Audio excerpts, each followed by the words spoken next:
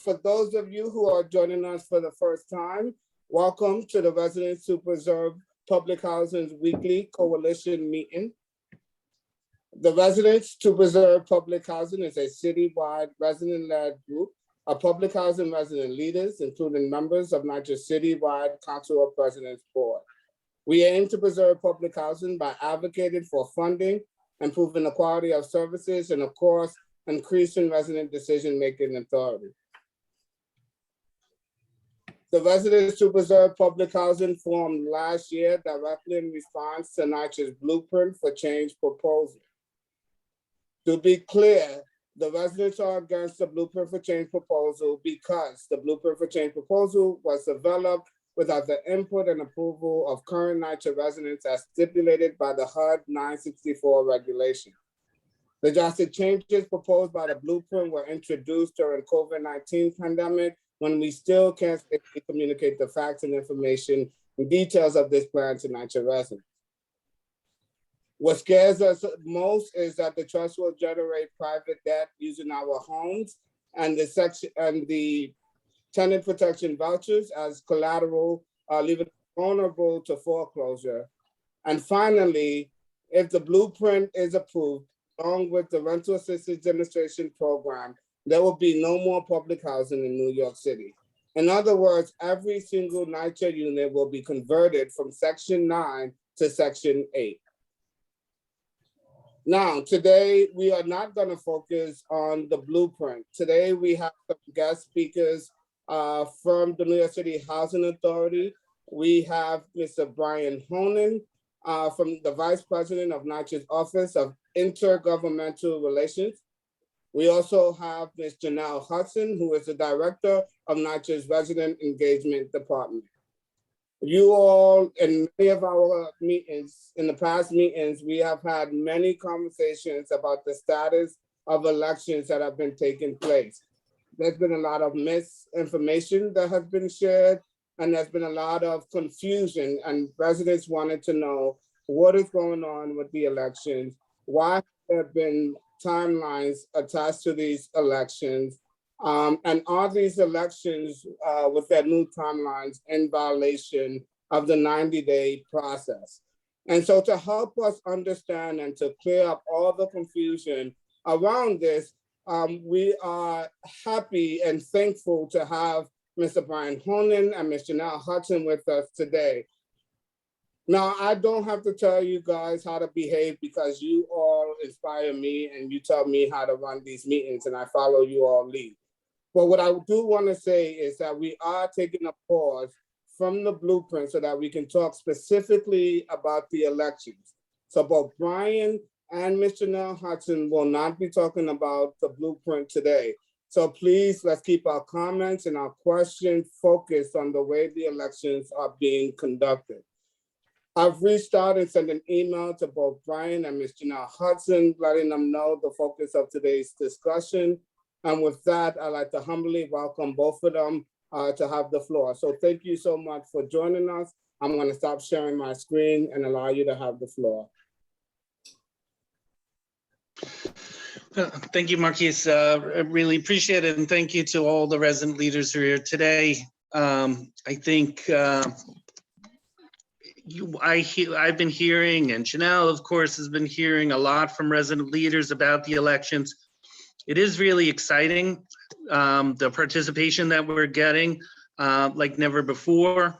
The fact that we're also too that we're holding elections and more people are able to vote and in more ways too. And Janelle will talk more about that. And I think this is the first step, and also, you know, after this round, I'm sure we'll learn things and get even better. But this is more Janelle's program, and I'm here to support everything I know about it. I learned from her, and so I will hand it off to Janelle and Gina Watkins to talk more about it. But I look forward to a lively and respectful conversation. Okay, thank you, Brian. Thank you, Marquise, and thank you to all the residents who are participating on this afternoon's call. I appreciate the opportunity to come here and talk to you and just help to clarify any misconceptions about the election process and answer any questions that you may have about it as well. So I guess to start, well, first, let me just let you all know that I have joining me Gina Watkins, who is the Assistant Director for Resident Engagement, and her area of the department is really hands-on and organizing and facilitating the election process for resident leadership. So I guess to start giving some history or background, prior to the pandemic in I think the fall of 2019. So this kind of all started with the implementation of the monitorship and the federal agreement. We began working really closely with HUD in a way that the agency really hadn't prior to. So we have had multiple conversations at that time just about how we operate as a whole. But at that time, we learned that our traditional process of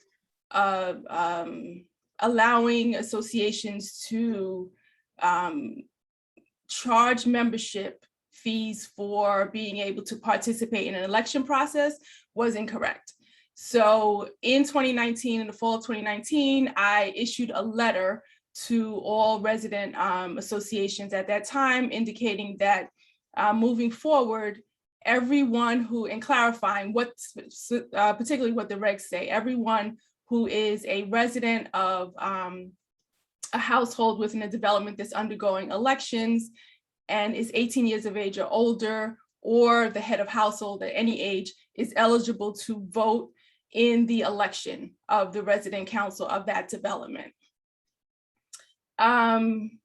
So that was new guidance that was issued to all of ours and kind of very different from how elections were previously conducted. So that was correcting the incorrect way of how elections were conducted. And then we started the cycle of spring elections in, I think it was March or February or March of 2020, and then the pandemic hit. And with that, HUD issued a waiver.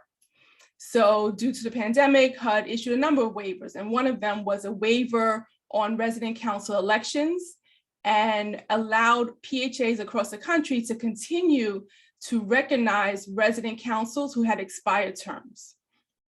That waiver had an expiration attached to it, and it was extended twice. So the most recent extension gave it until December 31st, 2021. And that waiver has not been extended. And so with that, all resident councils are required to hold their election and by December 31st, 2021.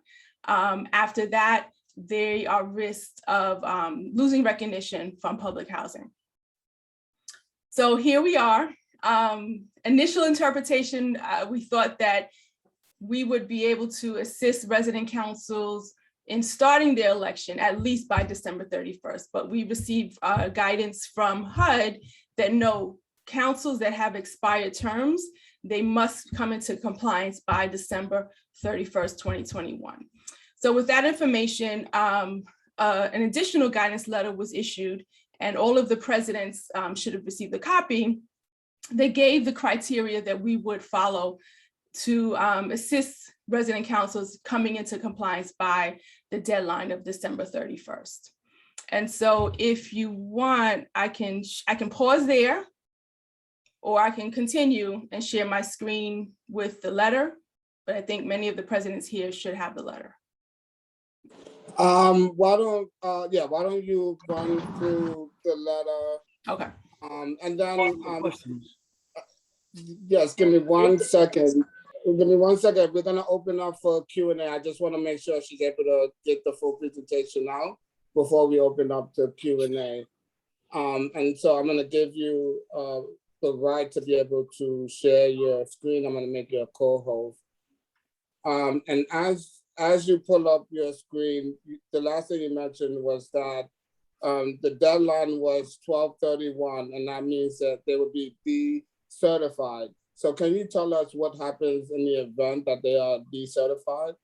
So the recognition from NYCHA really allows an organization, one, we recognize you as the elected leadership for that development, and then also allows us to distribute TPA funding to the resident council. So the major thing, if recognition is withdrawn, there is no recognized council for which NYCHA to work with and through. And the development will not have access to tenant participation funds. Thank you. You're welcome. Okay, so this letter essentially, I think several parts of the letter. So first, it reinstates that. I'm sorry, can you just zoom in a little bit more for some of us?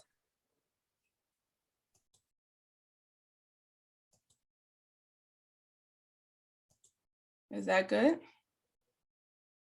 How's that? Yes. Okay, Yes, right. better.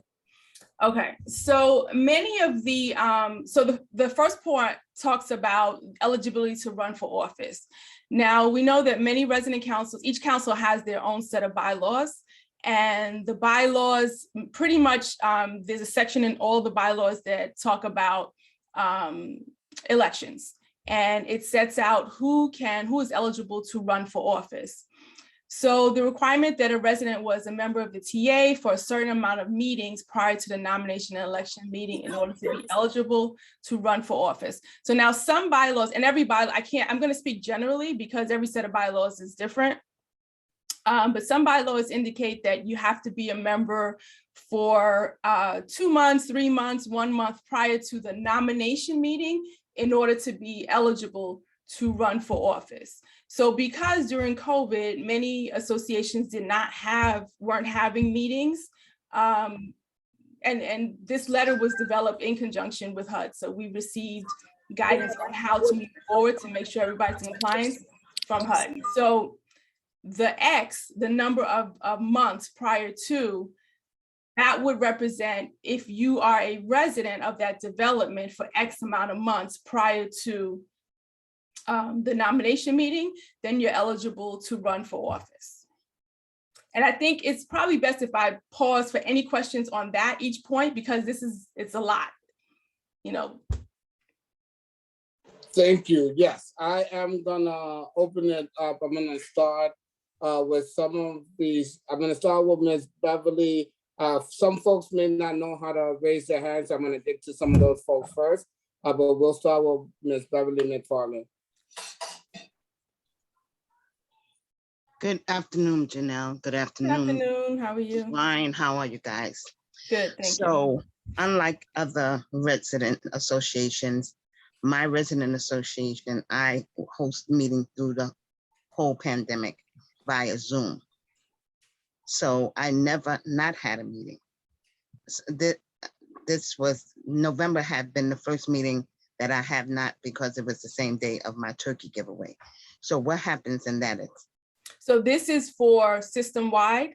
All of the resident councils will be following these criteria for the elections that are due. So now, if this applies to those that have expired terms that are expiring as of December 31st. So if your term is current, then and you're not needing to go through an election, because we have some that don't expire until 22, then this doesn't apply. Because you won't. No, mine's expired June of 2021. Mm-hmm. So I am in that criteria. So I don't understand, it's just, I don't understand if we have bylaws that governs our resident associations. Why are y'all not using it for those who it applies to, instead of making a general consensus of something, when some resident associations have been fully in compliance through the whole pandemic? Now we are forced to not follow our bylaws that governs our resident association. Right. So again, this is going to apply to every resident council that will be going through the election process to meet the requirement, the deadline of December. I understand what you said, Janelle. I understood clearly, but I just don't think that's really fair for people that was in, that has been following the guidelines of hosting meetings through the pandemic, and now being told that they're not going, bylaws is non and void. That's my point. So we're not saying, just to clarify, so we're not saying bylaws are null and void.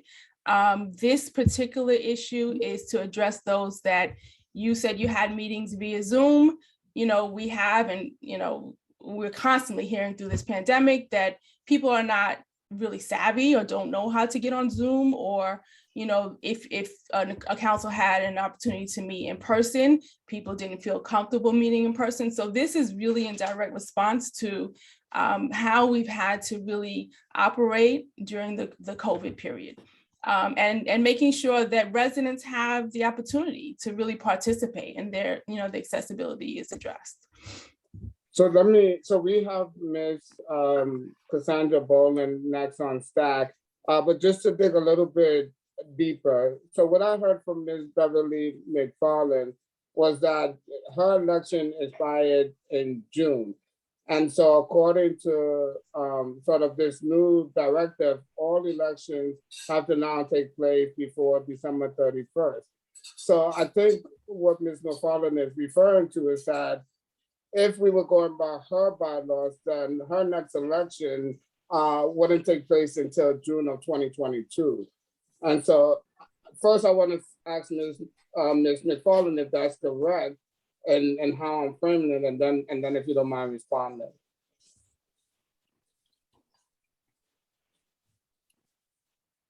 No, it said my election was up this 2021. So it would, I guess, I would be the residents that had to be members from 2020 to 2021 June in order to you know, to be a part of to vote. Okay. Thank you for that. So this is specifically to run for office.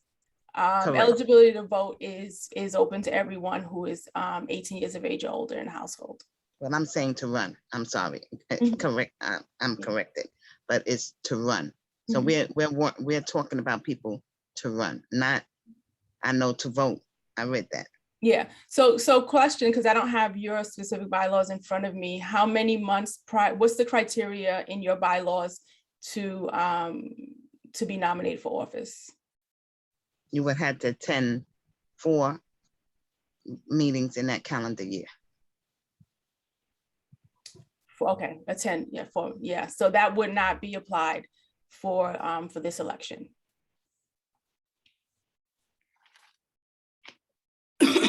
In other words, she can't use that criteria? No.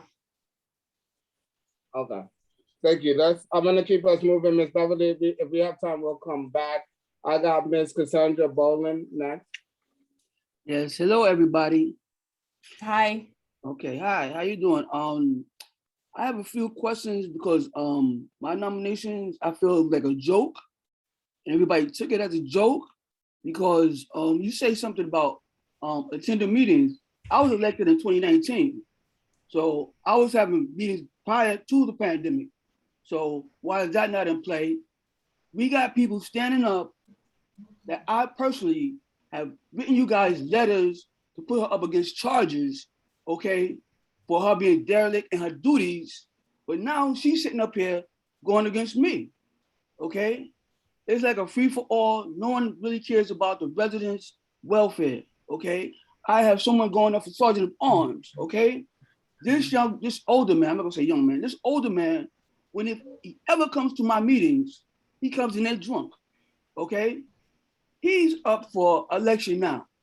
Like I said, the nominations was a joke. Now, my first election was in June, okay? It came in a tie, all right? We had to push it back, I believe, to October sometime, okay? Then I won. Overwhelmingly, I won, okay? Now, I don't mind this rush election. It is what it is. But you guys go against everything that we've written down on these bylaws that you guys say that we go by. You know, now Now it's this, next year it'll be something different. I have many questions, but one question I'm trying to figure out, like, I had meetings in 2019. Why does that not apply? And my bylaws state that in order to run for any office, you had to come to at least 3 meetings. Okay, now I talk so much.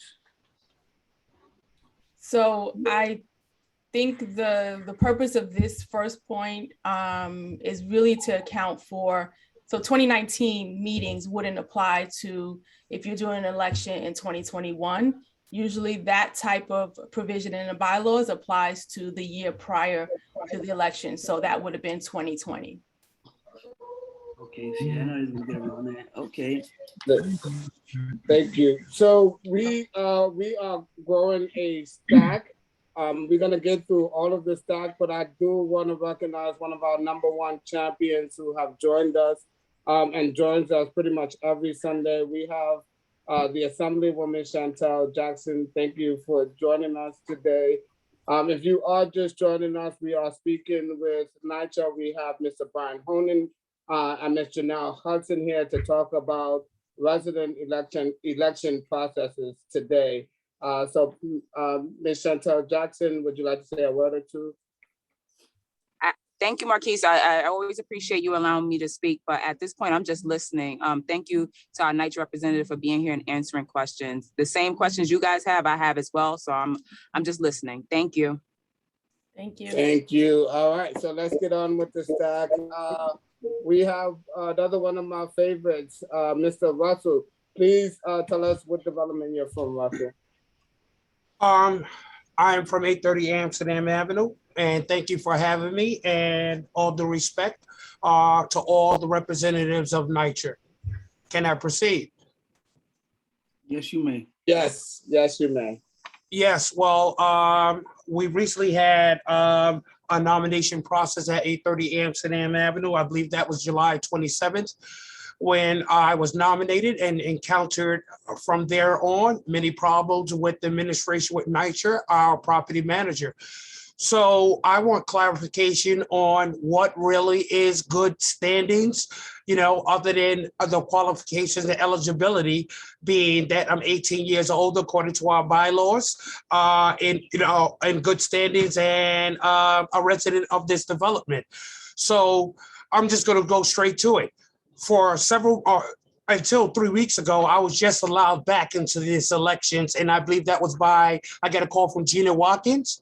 But prior to that, I was restricted from these elections because of a garden issue that was destroyed on July 17th that the property manager used.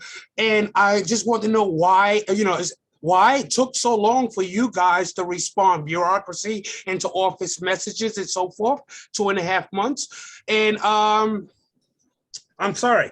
So what are the clarifications on good standings? Why was I restricted for so long without a response, sending emails to you guys? And, I lost a lot of time being restricted and a lot of rumors. And I really blame you guys for this, not being accountable or responding in real time to my emails with resident RA elections. So Thank you. I would like to hear some answers. Thank you, Russell. So I'm going to, am I still mute? No, I'm not mute. Okay, No, I'm going to speak generally in terms, I'm not going to speak specifically to, if that's okay, because I think this issue of good standing is something that we hear often. And we try to make sure that we minimize any gray areas. So one of the things that we were able to really hone in on, and that's very clear, is rental arrears. So if an individual has rental arrears, they're not eligible to run for office. But with COVID, we were able to implement that if you apply for ERAP and you had an application number, then that's satisfied during that time period, you're able to run for office. The other issue is any lease violations or any stipulations or any actions that are taken against tenancy for other reasons other than rental payment. And I can send you, Marquise, I don't mind sending you the criteria that we are following Prior to, I would admit that that was a little bit of a gray area. And so in an attempt to minimize any subjectivity, we developed a very clear guidance and criteria for what determines compliance with your lease. Well, I'm sorry to say, none of those that you just mentioned fit me. I gave you the specific reason that it was a garden issue, which is not a part of my lease. Russell. So Yes. Russell, I'm gonna ask Ms. Janelle and Mr. Honan to reach out to you independently, because Janelle and I agree. We don't want to go specifically through what happened at your development. Okay. Yeah. Because it needs to be discussed with the residents of your development. But I will ask both Mr. Honan and Ms. Hudson to follow up with you individually. Thank you. All right, moving us on to the stack. I'm gonna go and just double check because he always has a challenge with getting his hand up. Mr. Hall, did you want to ask a question or make a statement? Yes, I do. I just listened to the prior caller, and I also listened to some of the other presidents, especially Ms. Cassandra Bolden from Melrose. And, you know, I've just gone through the same process. I've been fortunate because I told my residents, I felt that this rush to get this election done by the end of the year, I guess I took it personally only because of the pandemic circumstances, along with the fact that residents have to have the opportunity to vote when they've been shut in their house for such a long period of time. You could not possibly get the best implementation from residents going through this type of trauma. This is something that's new to all of us, all right? Now, you're adding more adversity because of your, I guess your rules and regulations. They come in a gray area. This was quite problematic, and I don't know what HUD did to rush this. I heard what you said, Ms. Hudson, but I there needs to be more transparency. To make a long story short, it needs to be a lot of transparency because folks are having a rush to events. And I learned, I ran unopposed, but there was a young lady who came into Gun Hill and she said, I'm gonna run for president. But at the end of the day, she withdrew it. But the fact of the matter, she was only angry at a maintenance man that came to her house. You see, these are the tumble salts that take place because of this post-pandemic situation. And I just think there needs to be a lot more transparency because a lot of presidents are up for re-election and they may not get elected, and you're losing the best quality, all right, of NYCHA representation as it comes from presidents by having something like this take place. All right, that's my point. All right, I've been to Melrose. All right, I'm dealing with that particular election myself. All right, but it's not only that. I've spoken to several presidents. All right, and they do feel it's a personal assault. You know, between that and the issue regarding bylaws. All right, I noticed most bylaws that are being used were created in 1990, whatever. But I've noticed that, all right?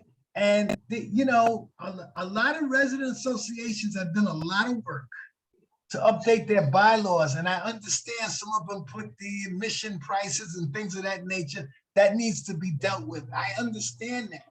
However, there are just too many associations that are up for re-election, and they're using bylaws from 1992, 93, and 94. And that's all I have to say. Thank you, Mr. Hall. Thank you, Mr. Hoss. Just going through stack, we have my brother Craig on the call, and then we have Miss Lakeisha Taylor.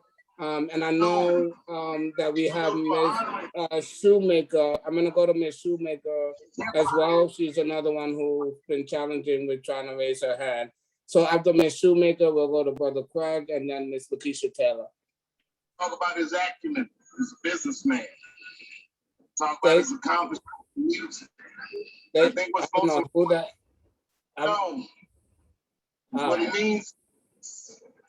What he means. There we go. All right, Brother Craig. I'm sorry, Ms. Shoemaker, you have the floor. Being Black in America, it's not as easy as it looks. Ms. Shoemaker, are you with us? Are you able to unmute? Going once. Ms. Shoemaker, going twice. Trying to unmute. There you go. You got me? Yes, you are. We can hear you now. Okay. Now, yes, I have something to say, and I'd like to ask a question. Now, I have been here for a long time. Hi, Miss Janelle. Hi, Ms. Shoemaker. And Miss Janelle and I have worked very dearly, but lately I cannot get in touch with her because I had wanted to tell her something that is happening here in my development. Now, I have someone running against me, which I know anyone who wants to run can. But this person is Miss Fitzgerald's daughter. Miss Fitzgerald don't live here, but she has a lot to do with this election. She says she wants to show her daughter how to do it, and that's not in the bylaws, no kind of way.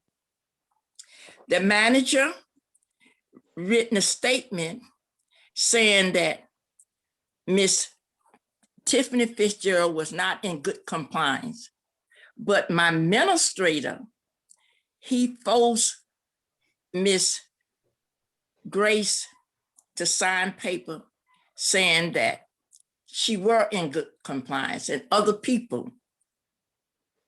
So how can the administrator, I thought had nothing to do with the election, how can that happen? So, Ms. Shoemaker, I'm aware of the challenge at your development and with your election, and we are looking into it to settle it and resolve it in the best way possible. So I'm going to just talk again generally, but Ms. Shoemaker, I just want you to know that I'm tuned in to what's happening at with your election. But speaking generally on a point that you raised, once we receive, and this is just process for everybody on here, once we receive the list of who is nominated for each office, we then need to send that information for each individual resident to the property management office to get their determination as to whether or not the person is, one, a resident of that development, and two, in good standing to be able to run for office. Now, we don't always, my department doesn't always know the specifics of why they are not, if they're determined not to be in good standing. A lot of times it will come out, but this is where I was speaking to prior to when the other gentleman, Mr. Taylor, asked a question. The gray area that doesn't apply to just straight rent delinquency and more so applies to tenancy, we have recently issued for, Mr. Taylor was a good example of what bubbled up to the forefront that we needed to address, and Ms. Shoemaker's situation as well. So we reissued additional guidance that really kind of hones in on when a resident can be determined in good standing or not, to eliminate the subjectivity that comes from whatever dynamics may be playing out at the development. So I'll share that, with Brian, and I will share that with this group so that everybody has the information. If I can go back to what Mr. Hall was speaking about, just want to let you know, and this is also in this letter. I don't think I'm going to get to the letter. I think I'd rather answer any questions specifically that you have, because all the presidents have this letter. So I don't think I really need to go over it. But this deadline has been imposed on us, and it's a challenging deadline to be able to meet. And so what we're doing, and it's a deadline that's really on the resident council. It's not NYCHA's deadline, but it's for the resident councils. It tells NYCHA that the resident council must be in compliance by December 31st. And if they're not, then NYCHA has to withdraw recognition and withhold funds. So when I tell you that this is an aggressive, because of the amount of elections that are expired, we're not like rushing to have all these elections. We want to make sure that we provide as much support as possible to our resident councils to be able for them to come into compliance. So there are some councils that have chosen to facilitate their own elections or identify a external third party to facilitate the election, and we're fine with that. This aggressive schedule that we put into place is, to assist councils in meeting the deadline. So I agree with you, Mr. Hall, that it's really aggressive. It's something that, I'd rather take more time to do, but I don't want to have any resident council at the end of the year out of compliance because, they didn't get the support that they needed to meet the deadline. The deadline is not a NYCHA imposed deadline. It's a deadline across the country on all PHAs.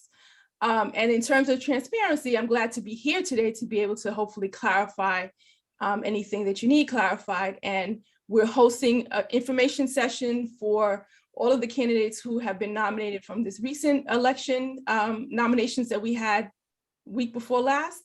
And so just to give more information so that people understand what to expect when we get into the elections. Thank Yeah, you. but you didn't answer my question. Now, Miss Fitzgerald do not live here.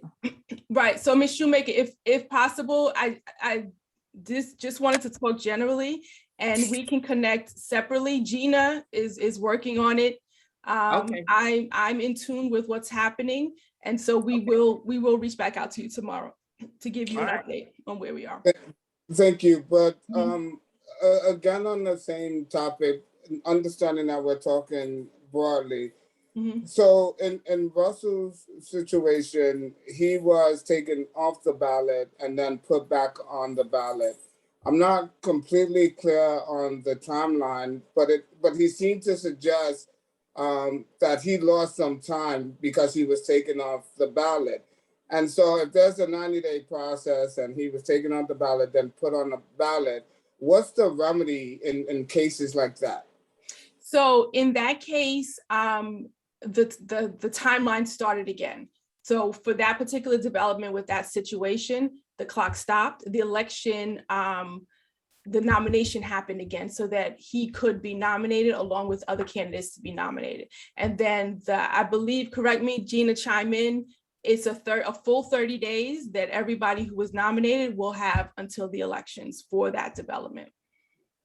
Thank you. And he has been waiting so patiently. So thank you so much for having the patience. Brother Craig, I'm giving you the floor now. Thank you very much, my brother Marquise. Good afternoon to everybody on the line. Good afternoon, Janelle. It's a blessing and a pleasure to finally be on the same platform as you are. Now, I'm calling representing Williams Plaza houses, Berry houses, and Independence Towers. But these questions are specifically related to Williams Plaza houses and the fact that we have not had an election in over 7 years. We've written to NYCHA consistently, including yourself, Janelle, which I've never, I can't remember ever receiving a reply from you. We've written to Mr. Honan as well. We've never received any type of support or assistance with the atrocities that's going on in our complex. There is voter suppression going on. There is voter fraud going on. And we have been trying to facilitate having fair, free, and open elections because of the oppression that is constantly taking place in our community. There are 3 different ethnic groups in our community, as you know, Janelle, the Hasidics, Hasidic Jews, the Blacks, and the Hispanics. The Blacks and the Hispanics are really suffering in this community. So let me give you a quick example. The last meeting that we had, 2 separate times were put out for that meeting. The Hasidic Jews received a separate start time from the rest of the community. And what ended up happening as a result was most of the Black and the brown people from our community were denied access to the community center, because by the time they got there, it was already filled to capacity, and taking into consideration the COVID measures that are in place, they were denied an opportunity from participating in a meeting which they should have been allowed to participate. Another problem we have is most of these meetings, they're being put out in one language only, in Yiddish, meaning the other people in our complexes are not given any type of consideration. Case in point, we have a voter registration going on right now. And the only people that seems to be aware of the voter registration are the Hasidic people, the Hasidic Jews. This is being purposely done by our TA president, who himself is an Hasidic Jew. Now, we've provided documentation to NYCHA requesting that this tenant association board and president be removed because of the various statutes of the bylaws that they've broken. They have not kept any one statute of the bylaw. For example, the bylaw states we're supposed to have elections every 3 years. We have not had one in over 7. The bylaw states that we're supposed to have meetings frequently. We have not had none. Now, let me touch on something a little bit different real quick, the conversion. The RAD conversion that's taking place, none of those agreements are being kept either.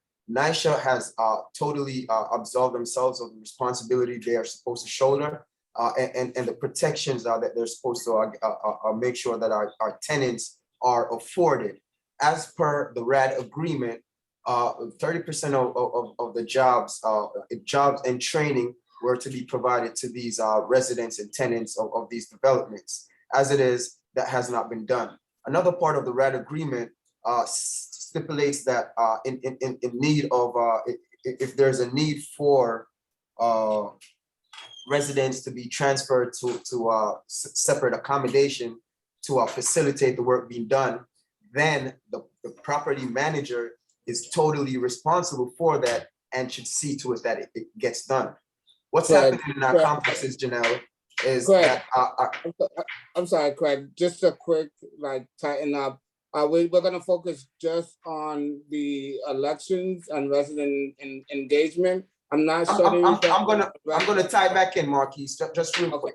So I'm sorry about that again, Marquise. So the agreement states that the developers are supposed to provide accommodation. In our case, in our development, no accommodation was ever provided, and subsequently these tenants are being faced with eviction. Myself, I just had a hearing in court for the same reason, and it's unfair to our tenants. Our TA president has not stepped up to the plate to help anybody that's facing eviction or downsizing. Our group has stepped up and working with Daniel Green. We were able to keep at least 10 people in their apartments that were either facing eviction or downsizing. As far as our TA president, he has not showed face in any of these situations, whether it's lead, whether it's people being forcefully removed from meetings, whether it's eviction or unfair downsizing.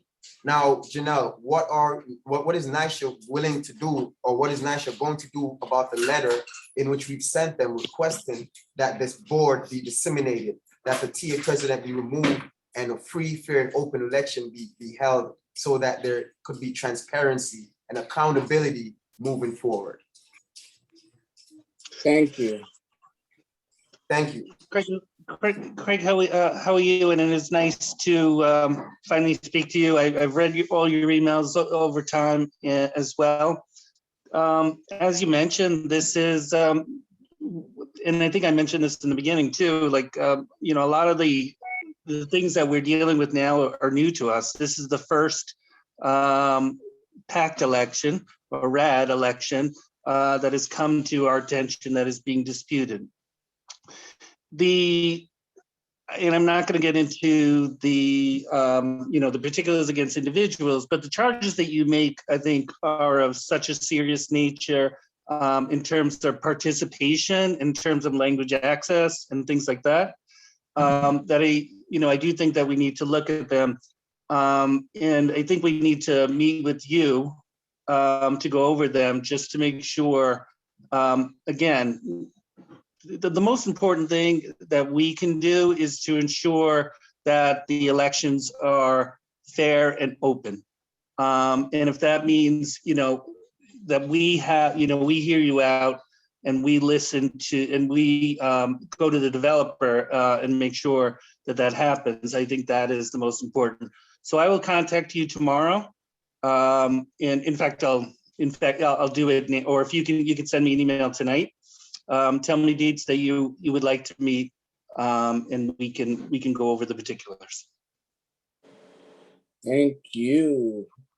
All right. Real quick, Marquise, can you guys please address the question? The question that I'm asking, with all these infractions that have been brought to NYCHA's attention, including discrimination, racism, and voter suppression, what stance is NYCHA taking? These problems have been reported for over 4 months now consistently, and we have been getting a cold shoulder from NYCHA.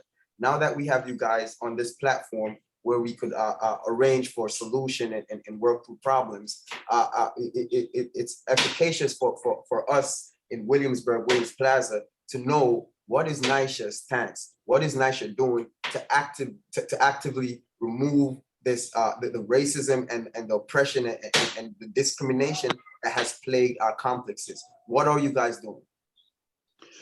So I think these are very serious accusations that we need to look into, but they are accusations at this point, right? So and I think that's why it's really important that we meet, and we go over the details, and then take the best action accordingly, just to make sure that, just to ensure fairness. Thank you, Brian. Let me ask you from a different angle, and then we'll move to Ms. NYCHA.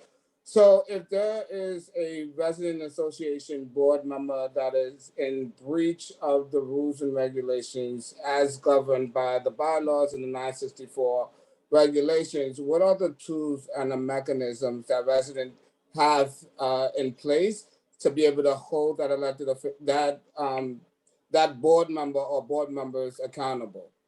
Mm-hmm. I'm going to let Janelle talk about this one, but again, if someone is in violation of either the accepted bylaws, the HUD regulations, where they're not eligible to run, again, they would be deemed not eligible to run and would not. And we're seeing this more and more as we're looking. The agreement that was signed in 2019 really forced us to get into compliance, or to attempt to get into compliance in many different areas, and this is one of them. And I think in some ways we're opening up the process a lot more. We're also too making sure that folks and some folks too who we know, and some folks who we worked together for many years, are being found to be in violation of the bylaws or in violation of the regs, and we can't and being deemed ineligible to run. So again, Craig, send me some dates and we'll put together a meeting. Thank you. Thank you. Thank you. Ms. Hudson, did you have anything to add, or should we move? Yeah, so generally, for the current process, NYCHA really only determines eligibility to run for office at the time of election. So let's say there's a board in place and the board members, there's some reason to remove a board member. That's something that needs to be, their bylaws usually have a process to either remove an individual board member or to recall the entire board. So that would be contained in the specific bylaws. Thank you very much. Someone else who has been waiting very patiently, thank you so much for your patience, Ms. NYCHA Taylor. Please tell us what development you're from. Hi, thank you so much. I'm from Holmes Towers. Right before the pandemic, we had removed our board, and then we had to wait throughout the entire pandemic without any representation, and we had our elections. During the election, we had the vice president who was running do some illegal campaigning. We petitioned, stating what he was doing, and we never heard back about his illegal campaigning, and he was elected. So we were supposed to have our first meeting. There was no reason. It was voided for no reason, and now we had our meeting this month. The board was incomplete, and the only reason was someone was sick. So we're going down the same exact road as to why we had the board disemboweled, or whatever you want to call it, before the pandemic. Because again, they were never able to have a complete board. They kept substituting people without letting us know. We had the TA from our sister development, Isaacs, come in and actually run our meeting that we had this month. So again, like, this board is so incompetent, and we're going down the same exact road. We were able to throw this board out due to bylaws. But now my question, are we running by the same bylaws that they had back in 2019, which should be null and void?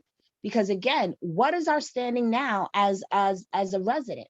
Because I feel like we're running by the seat of our pants. We have a vice president that we don't trust, because we wrote to you and told you he was illegally campaigning during nominations, but we did not hear back from you. There was nothing to say that this man should not be elected, because he was already not going by the regulations. So why should we trust this man who's campaigning and not running by rules and regulations now? The board's first meeting had one of their members not there, and then and this is a side note, we run into them. They said, "Oh, I didn't know there was a meeting. Oh, I didn't know what this meeting was about, because my own board does not communicate with me."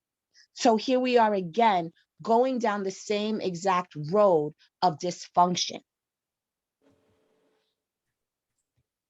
Okay, so I'm not familiar with the illegal campaigning you're referring to. And just to clarify, the HUD regulations do not address campaigning in the regs. So I'm not really certain what was illegal about the campaigning, but you're not supposed to hand out flyers or any kind of information about what you're doing 50 feet in front of voting. You're talking about electioneering during the election? Right. Yes.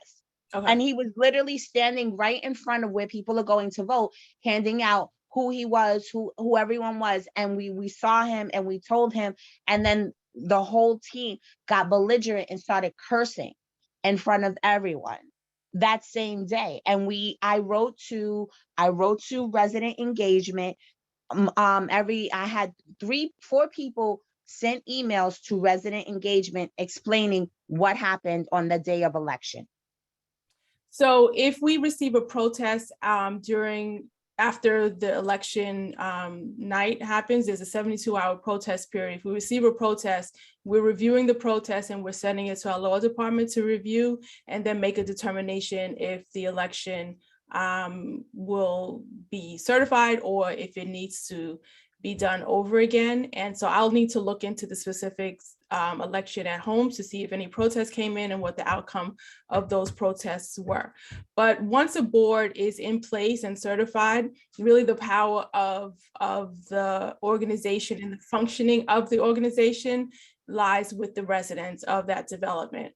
And so once again, yes, if there is an individual officer or the entire board that is not working, the residents elected that board. So that board, all the actions and conduct of the board has to go through the resident. NYCHA really does not get into governing the activities of an association. That's for the association is there for the residents, and the residents govern it. And there was something else that you mentioned that I wanted to address, which just slipped my mind. But yeah, if there's anything that needs to happen in terms of a removal of officer or removal of board, that's done by the residents of that development. Yes, you did mention the bylaws. So yes, those bylaws are the same bylaws, and bylaws stay in place until the membership either proposes amendments or the executive board proposes amendments to the membership, and they're accepted and the bylaws are amended. But yes, the same bylaws even stay in though place. these people were thrown out. So these people were thrown out of office. So we still have to abide by the same bylaws that they were thrown out on. So we still have to abide by those same bylaws. And no one even contacted us or told us, well, this was founded, it was not founded, nothing. We're never contacted, because yes, I protested. Several other people protested because we all witnessed what he did. So we were never contacted, which so is again, just, I'll have to look into that. But yes, the bylaws stand. That's the organization's bylaws. NYCHA doesn't vote or elect. It's elected by the residents, and the residents elect who they want to represent them. NYCHA does not determine who represents, and we don't have a competency check and so forth. The election is held by the residents, to answer your question. So yes, but we will look into the protests that you're talking about for that election, and Ms. Watkins will get back to you. All right, thank you. Doing a time check. It is 3:58 now. Ms. Hudson and Brian, please keep me on track with time. I'm not sure what time you guys are heading out. I want to make sure that I leave some space for closing. I have one other person on stack, Ms. Beverly McFarland. I'm not sure at this point if there are other people who were trying to speak that I am missing, but after Ms. Beverly McFarland, I'll open the floor up for anyone I may have missed, and then we'll allow you guys to do some closing remarks. Before we do get to that, though, I had a question and then I lost it. So I'm just gonna go to Ms. Beverly McFarland and hope it comes back after Ms. Beverly. Okay, and Yes. Marquise, I just want to say, I only have about 10 more minutes over after 4 o'clock. So I just wanted to put that out there. Perfect, thank you. Okay, I'll keep it brief. I want to double back because Ms. Shoemaker said something we found, and the question was not answered. She had said the neighborhood administrator had stepped in and overstepped the boundaries in terms of getting involved with the election process, and you didn't answer that question. I never heard that a RAM or neighborhood administrator getting involved with the election process. I thought once resident engagement gives that information to the manager to see if that resident is in good standing or not, it's go back to your department, which is resident engagement. So why is Ms. Fitzgerald, Miss Joanne Fitzgerald being able to manipulate this process, and she no longer worked for NYCHA nor resident engagement? So that was a question that you did not answer. So I did answer it, and I also did tell Ms. Shoemaker that we are in tune with the situation at that development, and we will contact her directly. No, the question was, is a neighborhood administrator has the right to get involved with the election process? That's all I want to know, yes or no? So and I also indicated that once the nominations are complete, we send all of the nominees over to property management for determination of eligibility to run for office. I don't know who does that determination, what level, but it's done by property management. And then once we receive it back, we know who is eligible to run for office, and those are the individuals that go on the ballot. Again, I mean, it just seemed like you don't want to answer the question because I said the neighborhood administrator. I did not say anything about property manager. The So neighborhood thank you. administrator is part of property management. Can I try, Ms. McFarland? So I think this is similar to the question we had with Mr. Russell Taylor. Whenever there is inappropriate conduct taking place during an election, an outside force coming in to use their influence in the election, what tools and mechanisms do residents have to hold that person who is receiving the outside support accountable, or for preventing any outside interference coming into the election? Is that what you're getting at, Ms. McFarland?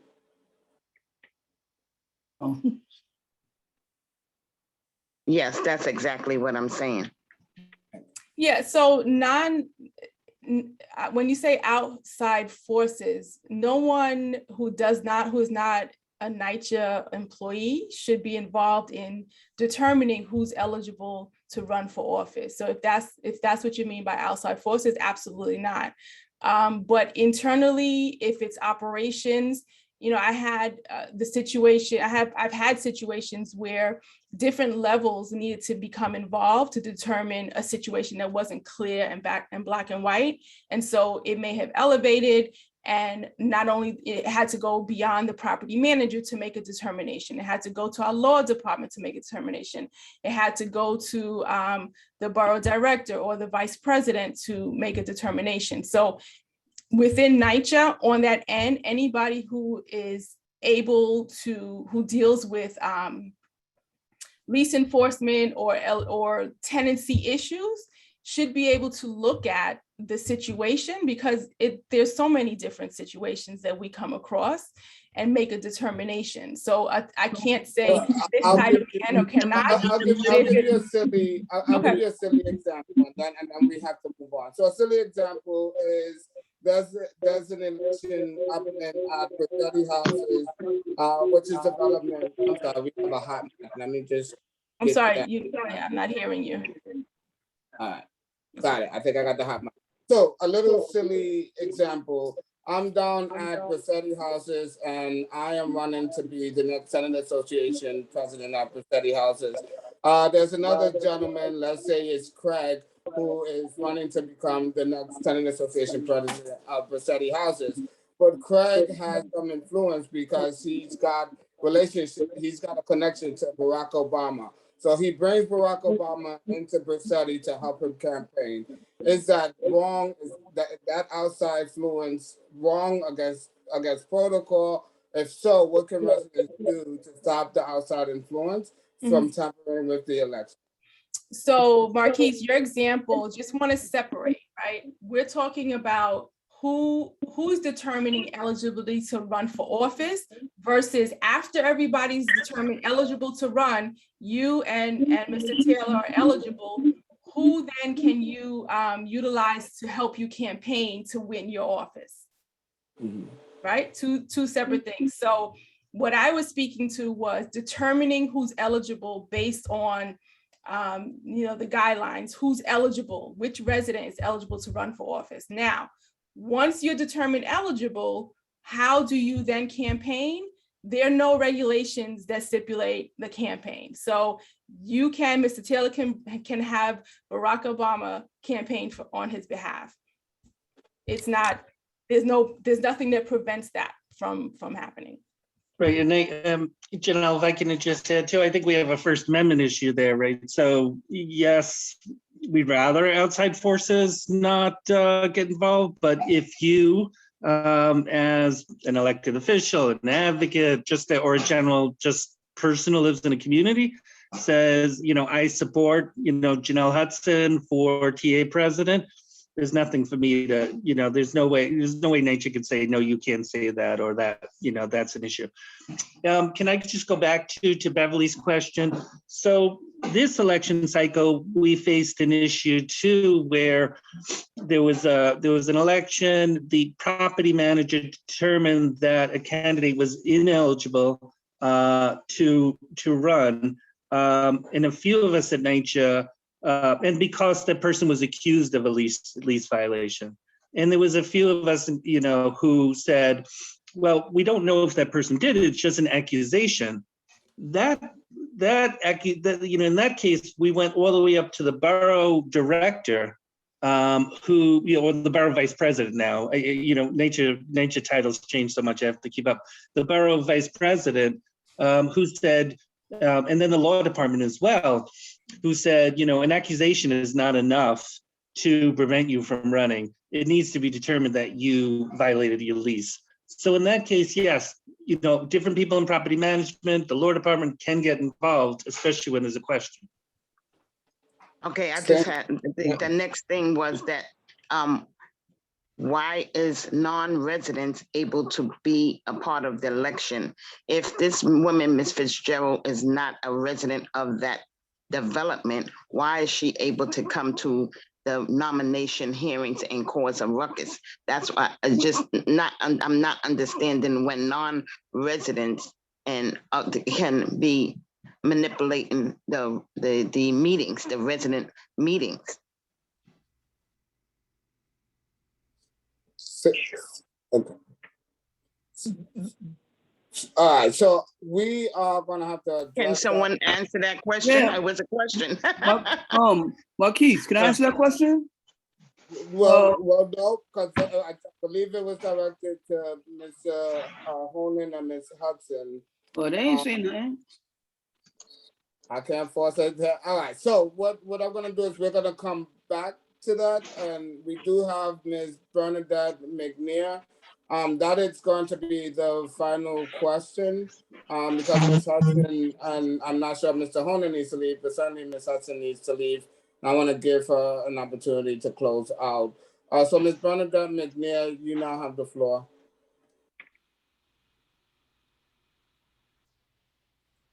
One second. We can hear you now. Can you hear me? Yes, Okay. I just want to say to Ms. Hudson, can you send email? I don't know if you discussed it already. I'm not sure. And forgive me if I'm repeating something. But can you send an email for a list of what is determined to be ineligible to run? Because for Ms. Shoemaker, understanding, I'm not privy to all the details, but if the property manager says that this person owes rent, that is cut and dry. Is that a reason, or is that a cause for not being able to run? Because that's cut and dry. And if it's that point that the person owes rent and they cannot run for a position, then how can the administrator overrule that? It's right there. I mean, if it's not a part of the policy, then say it's not a part of the policy. Rent is not a part of the in compliance. That's all I have to say, because I'm unclear that if a person, where the old rule was, if you owe rent, then therefore you were deemed non-compliant. Not that there's no accusations. The manager has determined, because he or she sees that record, so they know if you're in compliance or not. So, and then with the pandemic, is it that, does the pandemic supersede any rents owed because you may be in the process of seeking ERAP or some sort of outside assistance to bring? I'm sorry, you got muted. She got me. This is Green from Dykeman. I have to say the same thing. Okay, so I just wanted to know, does that mean that if you're pre-pandemic, before, because this is all new to us, if you're pre-pandemic and you owe rent, does that supersede you being able to run and being in compliance to run? Yeah. So I did, Mr. McNair, thank you. And I will send out the additional guidance, but for these elections that need to occur during this time frame, anybody who owed rent prior to March 2020, they're not eligible. But anyone who owed rent after March 2020 and to present and has applied for ERAP, they're eligible to run for office. Okay, so that clears it up for me. Thank you. You're welcome. But I will send around the additional guidance around lease compliance so that everybody has the same information. So I do apologize if we didn't get to your questions. I'm sure both Brian and Ms. Hudson are going to leave some contact information so that you can follow up with them directly and ask your questions. I do want to thank you on behalf of the residents to Preserve Public Housing for coming and showing up and answering all of our questions and coming in on a Sunday. I always say you have to work and provide services for the residents, but you're not required to come out on a Sunday. And so I do appreciate for you taking the time to come and meet with us and answer all of our questions.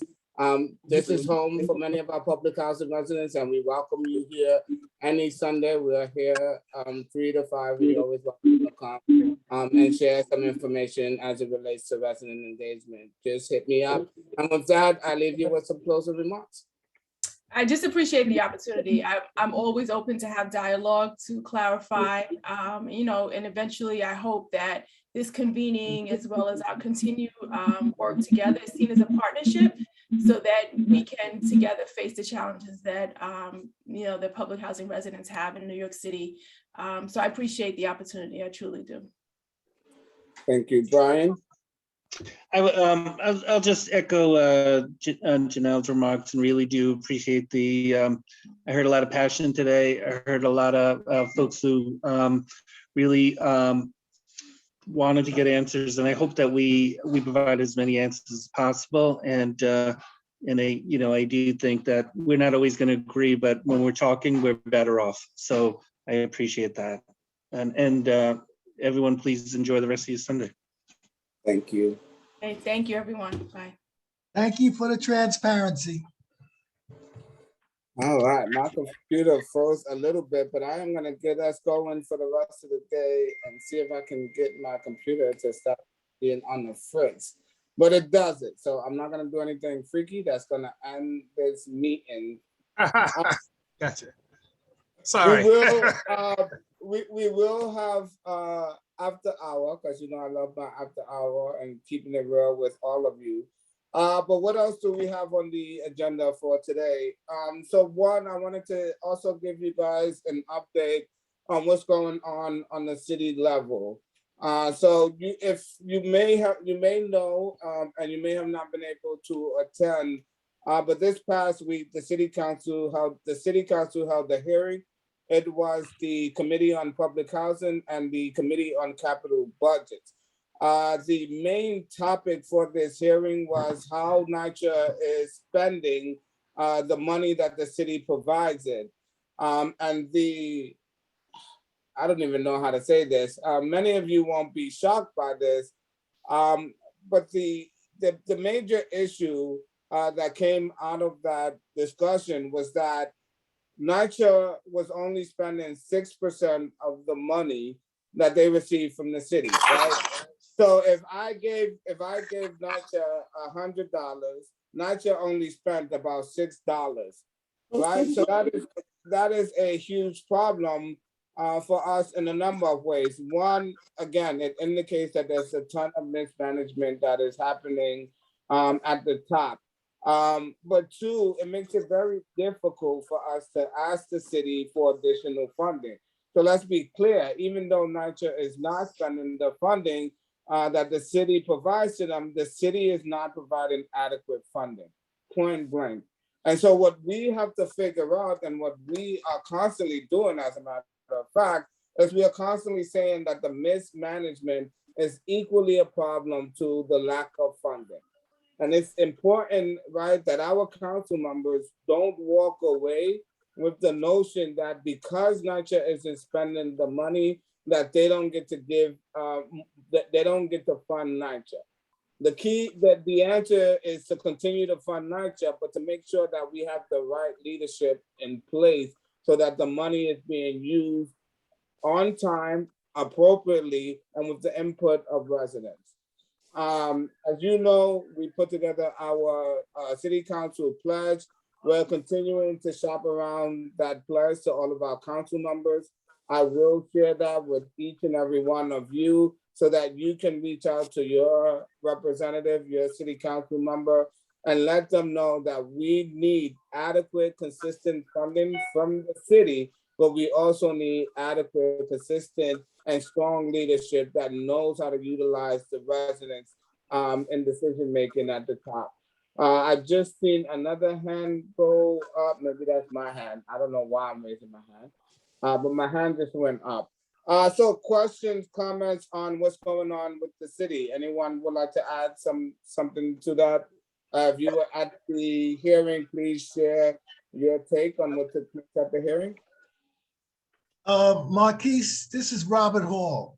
Listen, I know about that funding situation where NYCHA only spends X amount of money when they have Y amount. And we still need to get the point across. We need more seats at the table. The only thing I have seen is that the mayor-elect, the mayor-elect is looking for 2 people to report to him, all right, on a part-time basis. I have no idea what that is, but we need to advocate the simple fact that we need more people at the table to watch what NYCHA does or to comment on what they're not doing in the best interest of residents in public housing. That's right.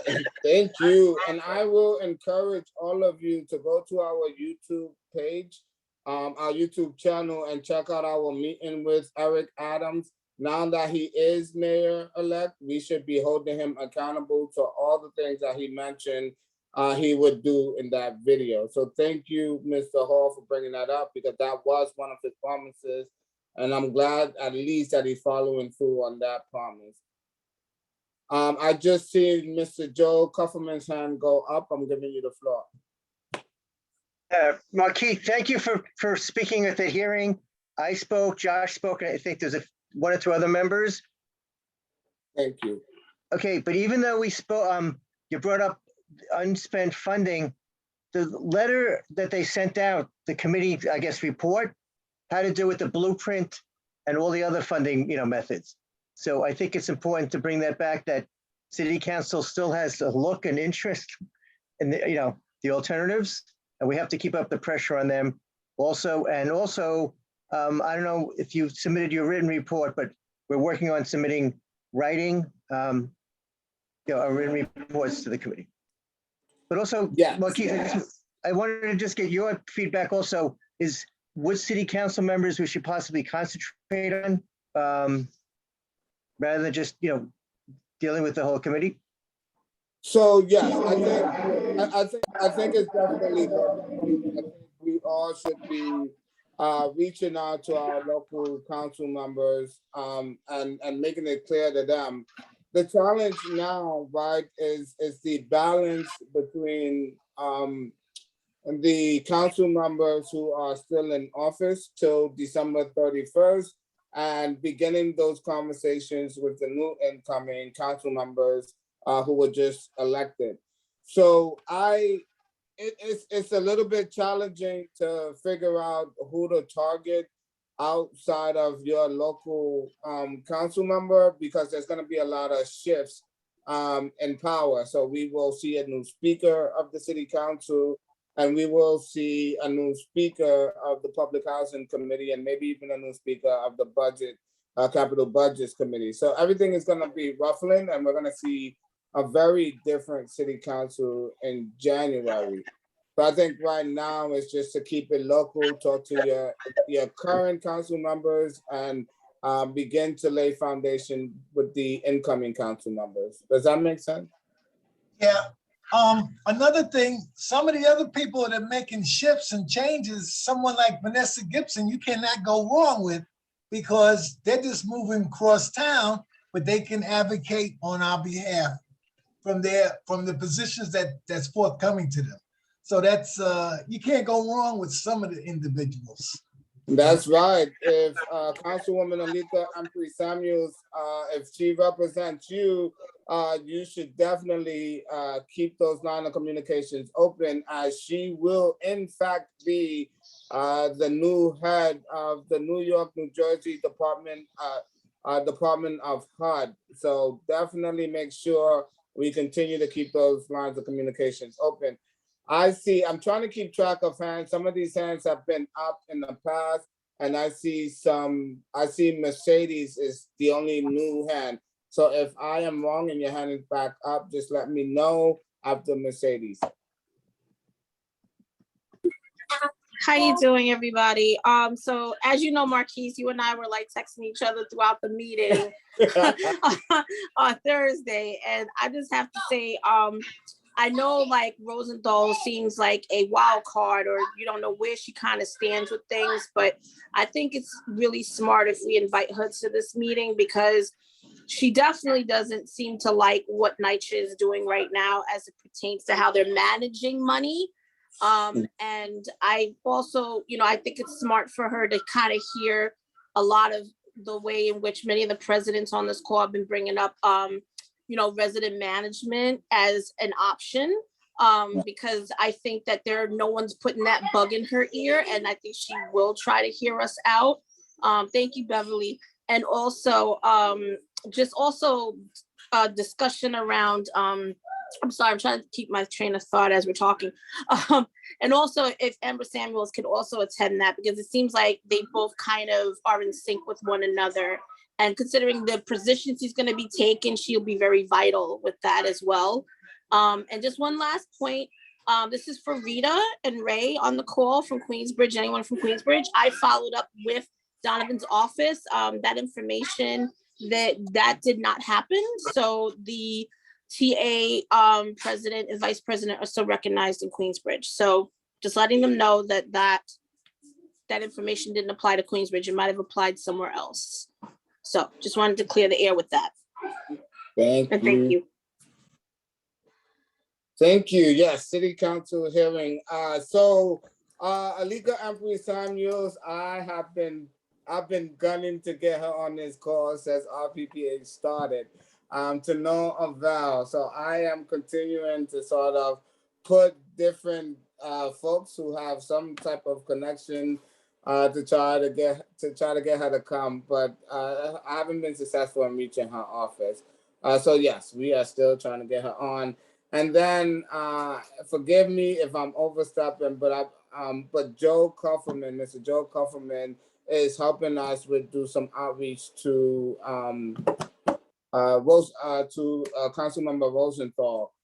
So if any of you, if she represents any of your districts, we need your help and get an invite to her to come on and be a part of our discussions.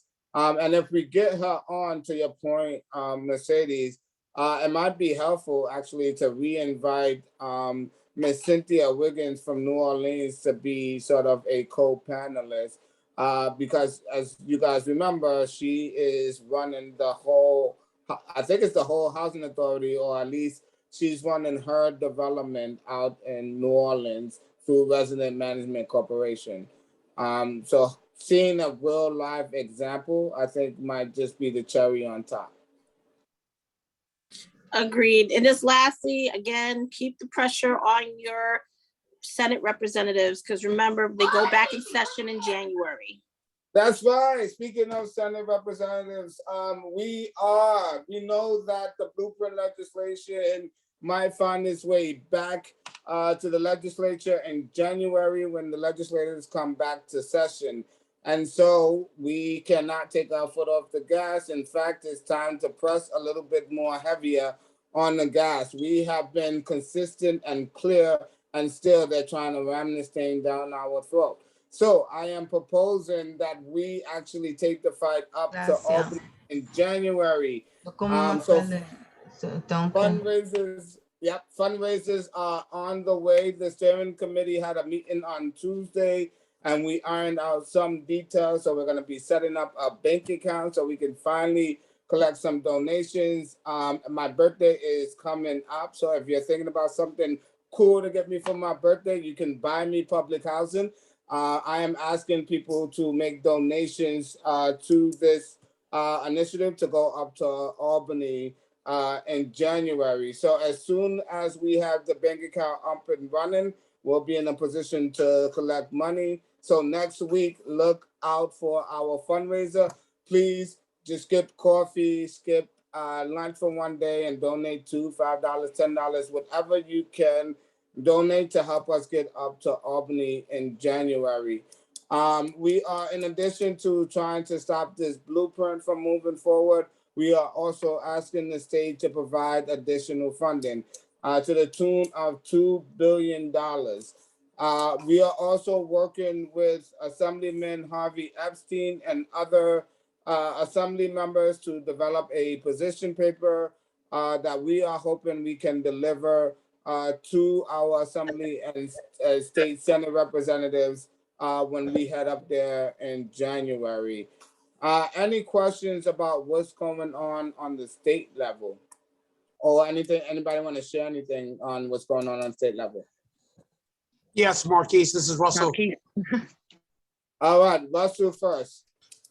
Yeah, Marquise, I was at the New York Health Act yesterday on 124th Street and Lenox Avenue, and I was there with our new Senator Cordell Clare, and I just want you to know she's an ally to save public housing, and also Christian Jordan. I had Zoom meetings and been meeting them in person, so maybe I can try to get them onto your, a Zoom meeting. All right.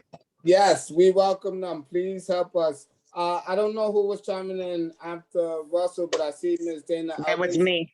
That was me, Beverly. Okay, Beverly, and then Ms. Dana. Yeah, actually, I was just going to speak on what you just spoke about in terms of trying to get to Albany, because they back into work in January. This is back on the table. And Gregory West is still saying he don't care what kind of money we get, that is still. What? Yep, that's right. Their argument, Greg Ross is, and we'll talk about the Build Back Better because that is moving as well. But Ross has always said that even if they get the $65 billion from the federal government, they're still going to move forward with the blueprint because that $65 billion is a one-shot deal. And it's only for capital expenses. So part of the reason, just taking us back, I'm sorry, Ms. Beverly, NYCHA can't spend all of the money that the city gives them because they don't have the appropriate size staff. Well, guess what? Staff is paid for through operating funding. So when NYCHA gets that $65 billion, they're not going to be able to increase their staff with it. They're only going to be able to use it towards major capital projects. So that's exactly what I was going to say. That capital money cannot be used for staffing. So the issue we're still going to lie the same issues, because our biggest problems in NYCHA is the staffing problem, and we cannot use capital money in staffing. Yes. And wait, because I see you about to jump in, and I have Ms. Dana on stack. But before we do that, I just want to say for all the tenant association presidents, right, who are not going up to Albany to lobby for money, who are not going up to Albany to lobby to stop the blueprint, we will be holding hearings up there to talk about and educate residents on the role that our state representatives play in preserving public housing. So please look out for that, because we're definitely going to need you to utilize some of your TPA funds to get some more residents up there so that they also can be educated on what role the state representatives play in preserving public housing. Aisha, because you're responding directly to that, and then I'm definitely going to give it to Ms. Dana, followed by Joshua. But the whole issue of staffing, the whole issue of staffing becomes one of like, if they start hiring people under Section 3, then they would have staff. It's not, and if they would ask the resident associations exactly what is it that we need to do or what needs to get done in our developments. Shoot over here. That's, it's an excuse not to allow us to be part of the process from conception about the needs that our development needs. Once again, when, the whole issue of NYCHA being run by NYCHA residents becomes crucial, because we're the ones that know what needs to get done, not anybody else. We're the ones that live here. We know what's wrong in our apartments. We know what's not wrong in our apartments, right? What's going on in our buildings.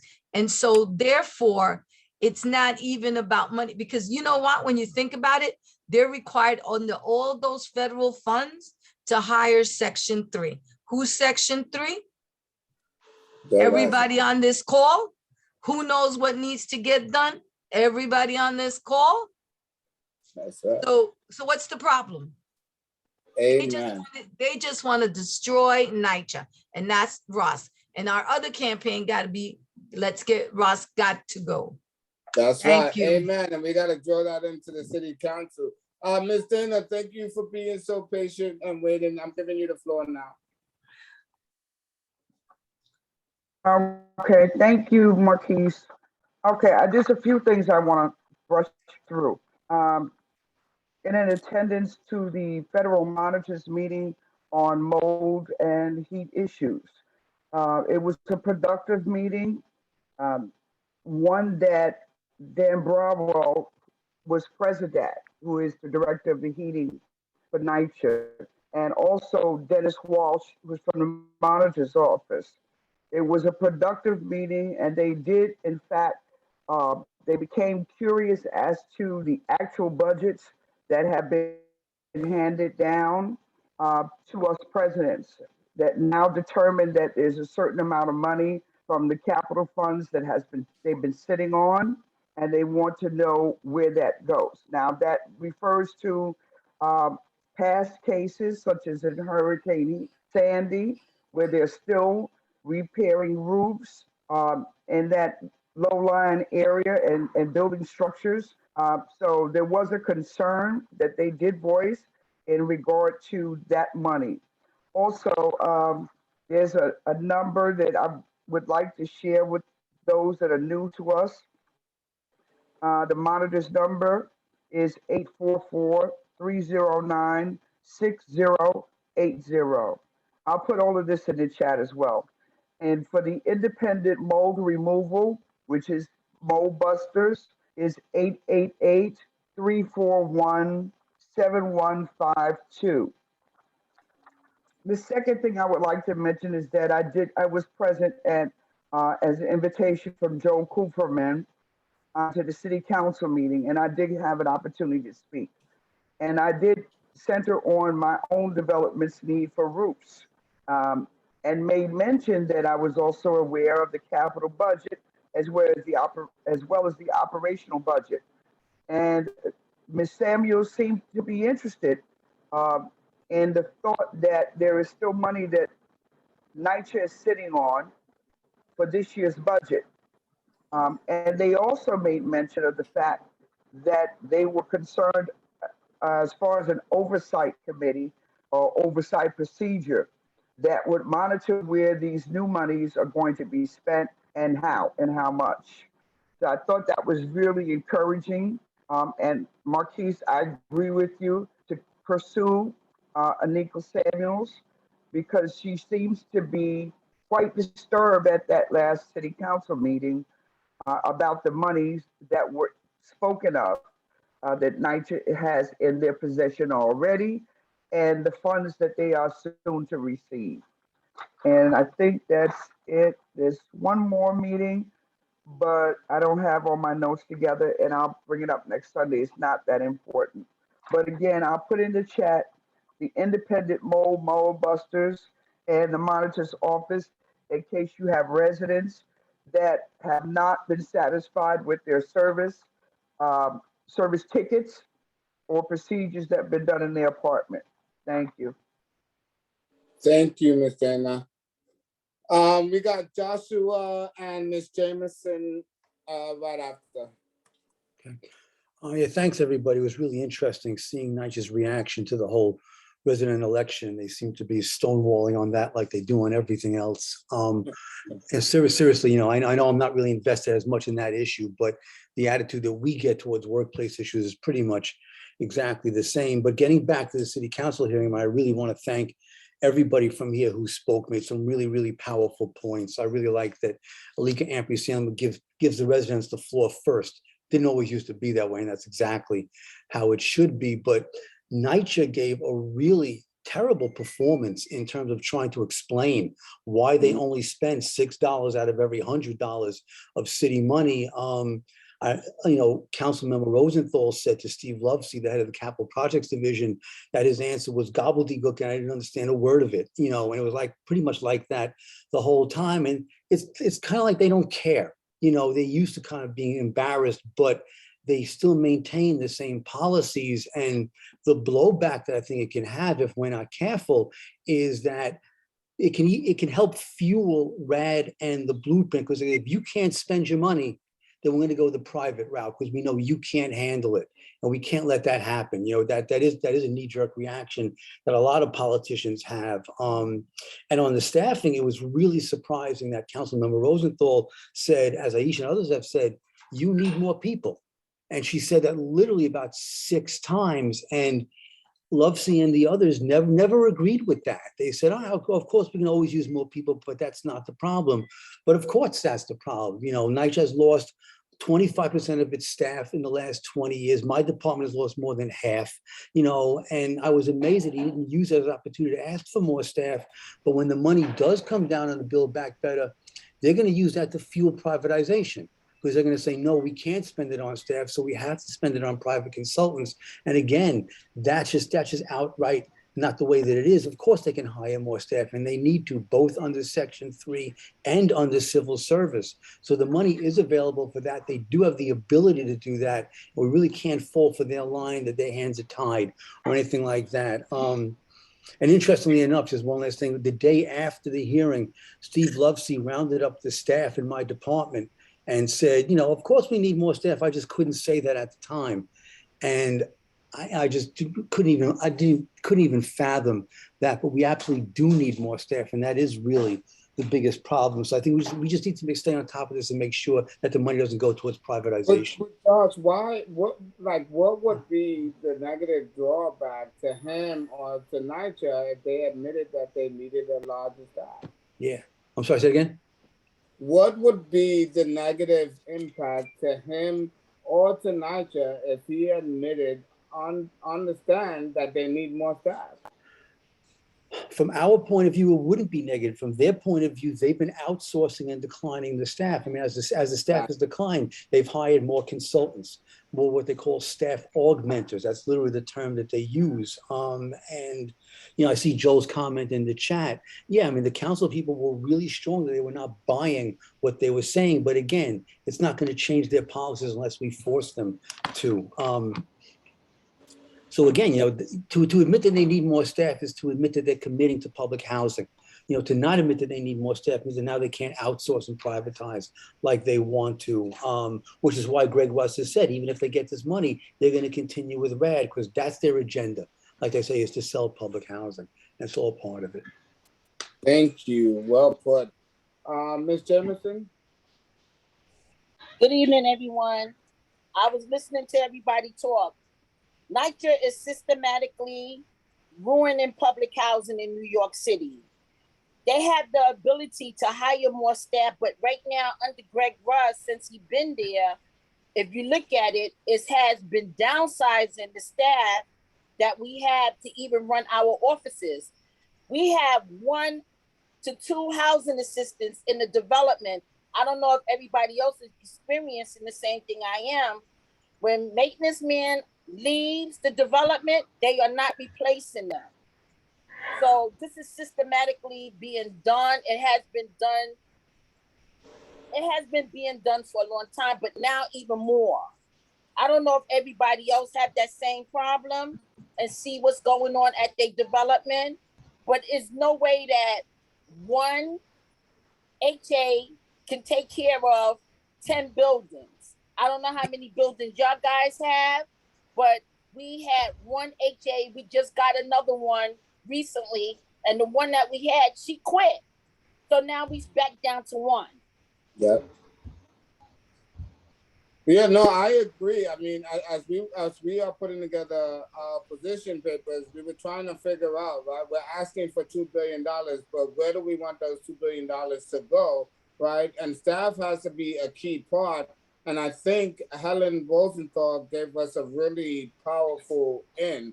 And I think we need to build off of the momentum from that city council hearing to really talk about NYCHA's sort of short work staff and work with the unions to push, right, for more money so that we can get more workers. I see Aisha's hand. Is your hand up again, Aisha? Yeah, it sure is. Well, I'm going to talk about the hearing because I testified, right? Two interesting things happened. Stephen Loft was pushed on that we're supposed to be included in, from the beginning of conception of any project. And I was laughing and smiling because I dared him to say that because he had to do it in Smith, right?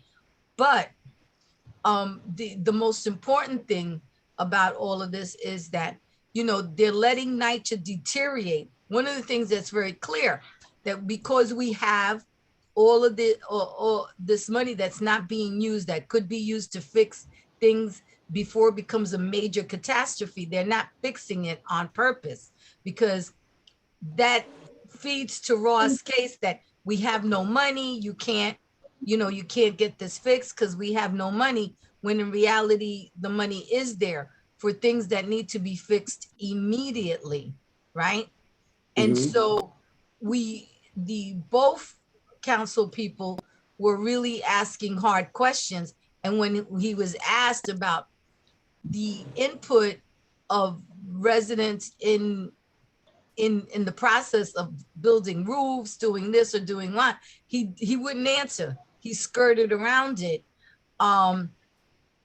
because they're not. If they could get away with it, they're not. However, interesting enough, Steve Love, what asshole whatchamacallit, Joyce Sindbad didn't do was include us in the plan, right? We wanted grass and stuff on our roofs instead of those stupid generators and solar panels. He's trying to do that, right? But the person who's supposed to be in charge of resiliency, she's from the previous administration. She needs to be fired. And she knows it because I told it to her face. The person that's in charge of resiliency clearly knows nothing about resiliency, right? And so I think all of us, it's incumbent on all the resident leaders. I asked my manager for the budget, right? He was like, come to the office. I said, no, send it to me electronically so I could do it on my time, not on your time, and do and look at the budget with the executive board, because we need to look at it. We need to look at where our money's being spent.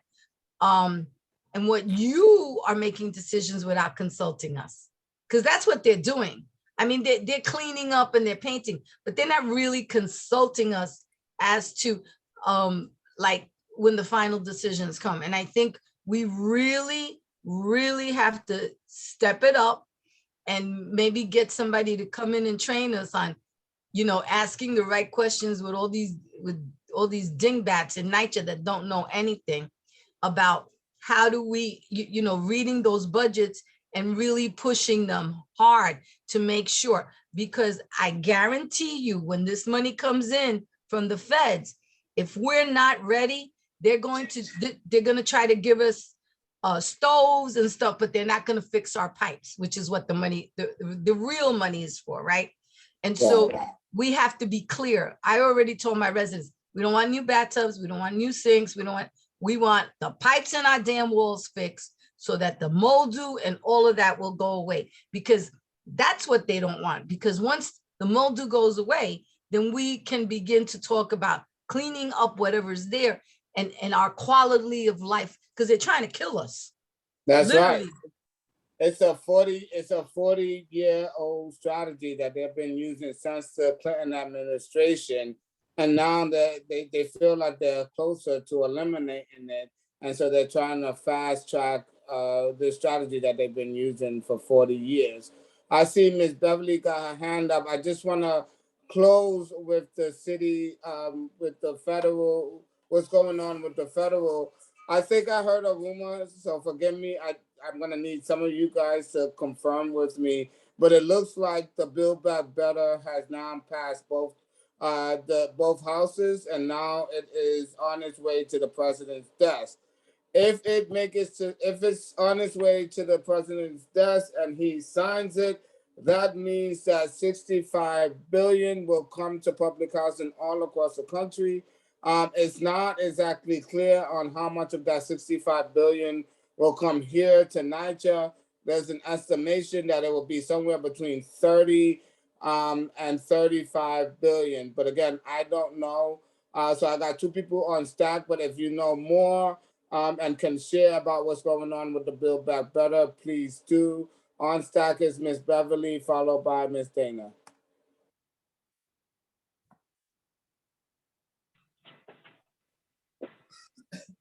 No, I just had a comment about the, no, I don't know anything that's going on with the Build Back Better, but I just had a comment about the hearing, because I too testified, but it was something that Mr. Honan said about, you know, like that NYCHA, New York City NYCHA was doing us a favor by not demolishing the properties, and it was just a statement he said that really aggravated the hell out of me, because he was saying that, you know, well, we didn't do abolishment. That's why we're trying to do the blueprint for change. So again, people have to really pay attention to that tenant protection vouchers, because it is the language in that voucher has a portion of abolishing our property. Right. So you're talking about the Build Back Better, or you talking about the blueprint? No, I'm talking about the tenant protection vouchers, because Brian Honan stated something about at least this state did not, you know, the NYCHA is fighting very hard to change and you know, communicate with the tenants. They didn't choose to abolish like other states.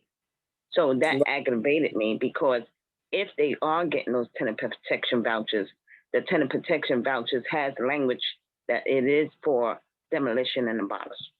That's right. Dispossession and demolition through Section 18 is how they enforce this conversion. Ms. Dana. And what they don't say, I'm sorry. I'm sorry, y'all. Go ahead, and what they don't say, just like the protection vouchers, right? And the blueprint. And if you look at what they don't say about RAD and PAC, is that if they go RAD and PAC and the unit starts leaking profusely and is unlivable, if it is unusable for 6 months, it turns into a market rate apartment. It will not no longer be Section 8. And this is going to be one of the ways that the people that even had PAC and RAD developments is going to be able to outsource those residents from those particular developments in years to come. That's going to be the plan, because it's in the writing. So that's going to be the plan. So if they have 24 apartments because they never changed the pipes or whatever, or the roof, and it's leaking, they're going to move residents from one place to another until they get an empty building, and that building is going to become a whole new entity. And what they're going to do, go in there, they're not going to tear it down per se. They might not tear it down, but they will go in there and renovate it and knock down all the walls and empty it out and have something new. But guess what? Those people that had them Section 8 protection vouchers or whatever won't be able to go back into that building. It's going to be a market rate building for others to live in our communities. But that's why I said read the tenant protection voucher, because the language in the voucher has too much room for them tearing down property. Amen to that. We're coming close to an end. I got Ms. Dana, followed by Jesse Fields, and we'll close with, you know what? I'm not letting you close this time, Greg. I always let you close. But let's stick to the flow. Ms. Dana, you have the floor. Yeah, I want to add on the fact that part of that new language that they're using also states if you file for a transfer from your apartment, you are Section 9. You will automatically become Section 8 upon getting that transfer. So it's a scary situation. And yesterday we had a breakdown with our boiler. And I just happened to be talking to one of NYCHA's contractors, a plumber, and he was livid about the fact that there were so many developments that he is going to that are about to become red and packed. And he said, I know what they're about to do. And these people don't have a clue that they're going to have to pay market rent at the end of the day. So yes, guys, you got to pay attention. The only other thing I wanted to share was that we did have a turkey giveaway yesterday, and NYCHA came out, crew of 3, and they did a phenomenal job as far as getting people educated about what we're doing, what we're all doing collectively as organizations. And they also took many signatures. We serviced over 128 people. And then sent more turkeys out to the shelter and to a couple of police locations where they could then distribute turkeys. We were also lucky enough to hold a few until John Adams' board came through and picked them up. So it was a very productive day. And absolutely. And Dana, I just want to say thanks again for calling me, because the few tenants that I did hand out those turkeys to, they were really ecstatic. And I just want to, I mean, it was just the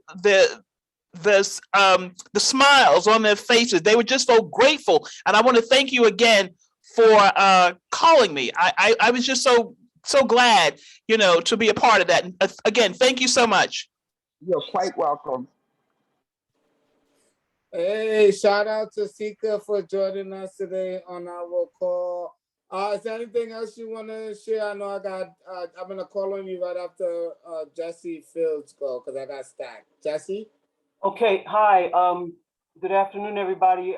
I wanted to really just listen and learn about the specifics of different things going on. I'm a medical doctor in the Harlem community and part of the Committee for Independent Community Action, NYCHA, that Ms. Dana was just talking about. And one thing that just really, Ms. Beverly, I believe, mentioned this, that NYCHA talks about their option of destroying the buildings and the fact that New York City has the largest public housing development in the country. And the reason that it exists is because the tenants, the residents, have endured. You've put up with the elevators not working, not having heat and hot water, and the mold and so forth. And it's so outrageous. And also some people who live in public housing because of the conditions, and I work as a medical doctor, I see this every day, have become very ill, and some have passed away. And some young people have been exposed to lead and so on and so forth. So people have sacrificed to be able to maintain NYCHA. This is yours. NYCHA belongs to the residents. And I think I just want to say that and encourage you to keep fighting. I'm proud to be fighting with you and fighting to support you and to bring all the people of this city together to support the residents of public housing, to maintain public housing public. And I hope to join you again. Thank you. It's been great being here with you. Thank you so much, Doctor, for joining us. Love having you here today. Thank you. Marquise is so cool. She's my personal care doctor as well. And I'm very proud to have her as my primary care doctor. I just think that's one that's knowledgeable. Well, congratulations. Thank you. you. I just think that's the coolest thing ever, to be walking the picket line with your doctor. That is dope. Brother Craig, I was teasing you. You got the floor. Thank you, Marquise. Thank you. We got the little one today. yes. I got to make sure, you get familiar with the voices on here. But thank you for letting me chime in again. I'm going to be very brief, guys. I just want to point out there's a clear distinction that should be explored. And what I'm talking about with PACT, RAD PACT, they allow the tenants, there's provisions in RAD PACT that allows the tenants and residents to be able to move back in case of repairs or whatever, if the tenants have to be moved to a separate location. The RAD PACT deal ensures, it guarantees that no tenants can be misplaced in the process. That is not necessarily true with Blueprint. This needs to be explored. Me and Marquis spoke on it briefly, but if there's anybody with the actual details, I'm not really too knowledgeable of Blueprint, but I know for RAD PACT, there is a provision made, a protection, if you may call it that, Marquis, that ensures that residents and tenants do not get displaced while the conversion is taking place, while tenants have to relocate or surrender their apartments for repairs. They will be placed, they will be brought back to the complex, and they will have a choice to stay in their original apartment. That's the only thing I wanted to say, big bro. I appreciate you very much. Thanks to everybody for listening. Good night.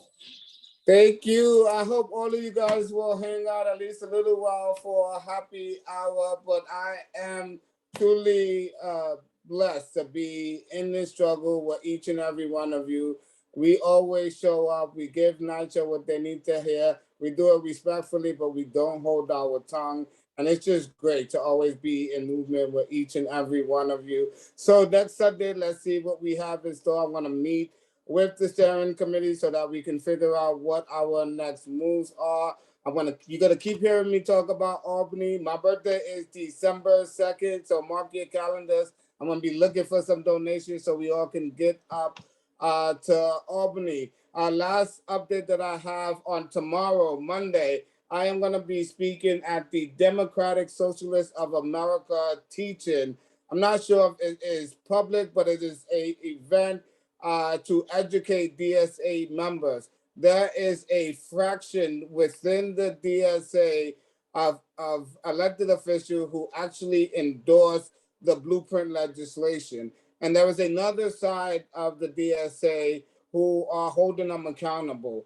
And so I am joining forces with those individuals to educate the ordinary DSA member to let them know that they should be standing side by side with public housing residents. This meeting today was recorded, and I am going to put it on our YouTube channel. So for anyone who wasn't able to make it today, please give them the link and share this with them. If you haven't been to our YouTube channel, I'm going to add that to our next email that goes out. But it is a simple Google. We are RPPH NYC. And with that, I am going to end the recording, and please hang out with us for happy hour. All right, but my thing froze, so I can't. Aisha, you still on? I gotta log out and log back on. Yes, Aisha still on. Yeah, make me a host. Or can you stop recording? See if you can stop the recording. If you make me a host, I can. Okay.